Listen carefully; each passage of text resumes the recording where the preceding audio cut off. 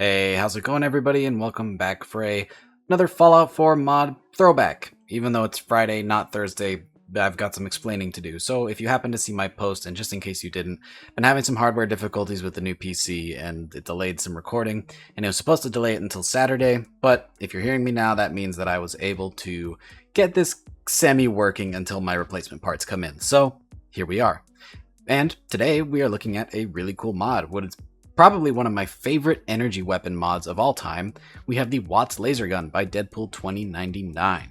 This is just, well, if you're not familiar, one of the most amazing weapons on the Nexus, and also available for Xbox, which is really cool. Tons of customization, super unique, and just a nice callback to a traditional Fallout weapon, but with a new twist.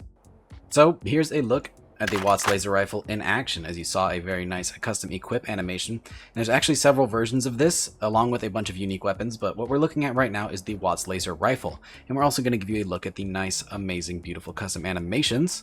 So when we fire this thing,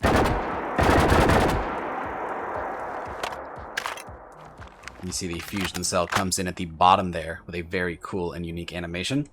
But there's also a pistol animation for if you convert this thing into a pistol as well.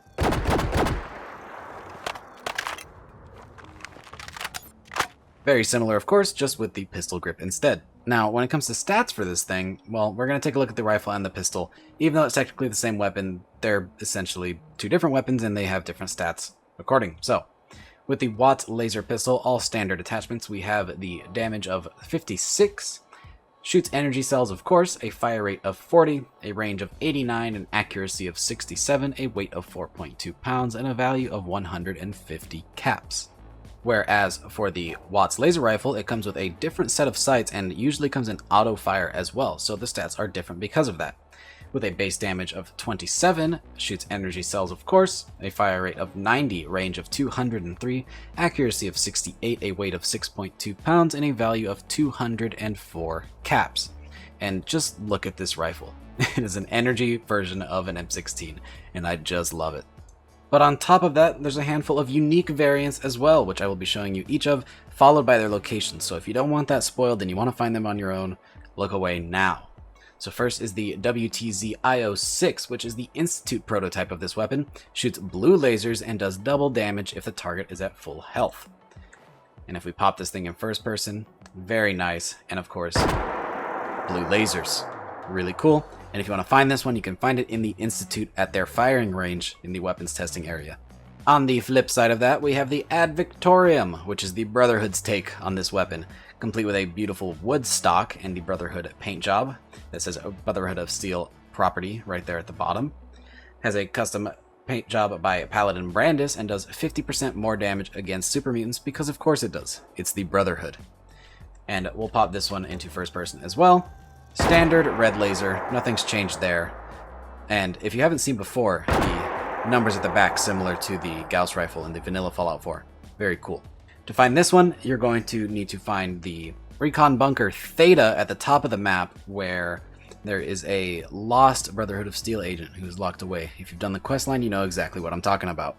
Moving on, we have a really cool one, the Liberator, which previously belonged to an unnamed patriot and was deactivated and left in Jamaica Plain for the future generations. Has a 20% chance to cripple the target's leg, and if you notice it said it was deactivated, it actually has a damage of 1, which is pretty interesting, along with this sweet American flag paint job. Really cool one. And if you want to find it, just like it says, left in Jamaica Plain inside of that treasure room. So have fun finding this one.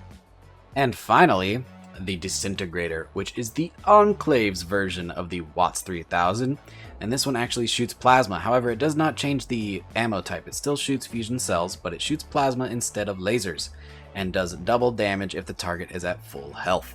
If you want to try to find this one, you have to head to the Glowing Sea and find the crashed Vertibird. It is laying in there amongst the wreckage. Before we get into the attachments of this weapon, I do want to note that it is in the leveled list and can be found around level 15 or 20, amongst high-tech factions like the Institute, Brotherhood of Steel, and the Gunners. So, in terms of attachments, this is usually where people click away because you don't want to watch me list all the attachments, I understand it, but there's some pretty cool ones in this. If you like energy weapons, stay tuned because they're pretty neat. So, for our receivers here, we have the standard capacitor, our photon exciter, beta wave tuner, boosted capacitor, photon agitator, gamma wave emitter, maximized capacitor, boosted photon agitator, boosted gamma wave emitter, and overcharged capacitor, which is a bunch of mumbo jumbo for more damage or other effects like that. Same as the vanilla Fallout 4 weapons, but when we get down to barrels, things start to get a little more interesting. So we have the short barrel, which should be used with a pistol, but I mean, you can throw it on a rifle if you want. The shotgun barrel, which will split it into multiple projectiles. This would be like your splitter. The combat barrel, which has improved range and accuracy, but worse recoil and reduced ammo capacity. The sniper barrel, which of course gives you superior range, but has worse recoil. And then improved versions for each of these, which actually extend the barrels. If you look at the improved shotgun here, compared to the normal shotgun, there's a pretty big difference. For the stocks, we have the standard grip, which is going to be a pistol grip. The comfort grip, which is also for pistols. The folded stock, which I believe also functions like a pistol grip, but has the stock folded to the side. And then the sharpshooter's grip, which is the last of the pistol grips. Then we have the full stock, the full wooden stock, and the recoil compensating stock, which are all rifle stocks. For our sights, we have standard sights, which is the little glow iron sights there. The improved sights gives you the M16 style carry handle. The short scope, the short targeting recon scope, the combat scope 2.5, which is available if you use see-through scopes, the reflex sight, the medium scope, the medium targeting recon scope, the long scope, the long targeting recon scope, the short night vision scope, the medium night vision scope, the long night vision scope, the medium recon scope, the recon scope 2.5 times, the short recon scope, and finally the long recon scope. And then we have some awesome paint jobs. So the civilian paint gives you this nice tan and red colors, which I really like this color scheme. This one's super cool. Classic, it gives you the classic Wattz laser rifle paint job with the yellow and black stripes. We have a desert camouflage, the institute paint, military paint, which is the green and yellow, urban camo, and winter camo. And finally, you can choose whether or not to have auto fire or semi-auto fire, which will of course increase your damage but decrease your fire rate. And that is it for attachments. And finally, it is time to test this weapon twice against a Deathclaw, once with the least amount of damage we can achieve through modifications, and again with the highest damage we can achieve. Let's start with this low damage pistol variant.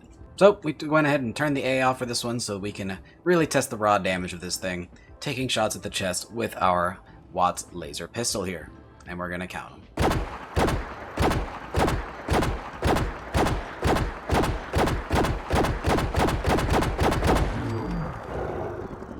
18 is our total number there. 18 shots with the Wattz laser pistol. And I have no energy weapon perks on this character, so that is the raw damage of this thing.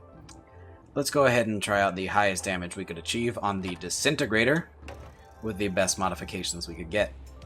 Our target to beat is 18. And that dropped the Deathclaw in only 4. So definitely a massive improvement that you can get with this thing, and probably works pretty well in the late game. And that is the Wattz laser rifle. Again, one of my absolutely favorite energy weapons for Fallout 4. This one is super cool, and if you want to try it out, I will have links for both the PC and Xbox versions down below in the description. And thanks for watching. If you enjoyed this video, drop a like. It helps us get into that algorithm and gets more Fallout 4 mod recommendations to the people that need them. And if you enjoy these series and you like the mod reviews, consider subscribing if you haven't already. Again, helping out the channel, and it helps me produce even more content for you guys. And if you enjoy these mods I review, I really encourage you to go check out the mod authors' channels, see if they have a Patreon set up so that you can donate and help out the cause, because they are the ones who really make this community thrive. So shout out to all of the mod creators out there. I really encourage you to support them in any way that you can. And with that, this video is a wrap. Thanks again for watching, guys. I really hope you enjoyed it, and I hope to see you in the next one. Peace.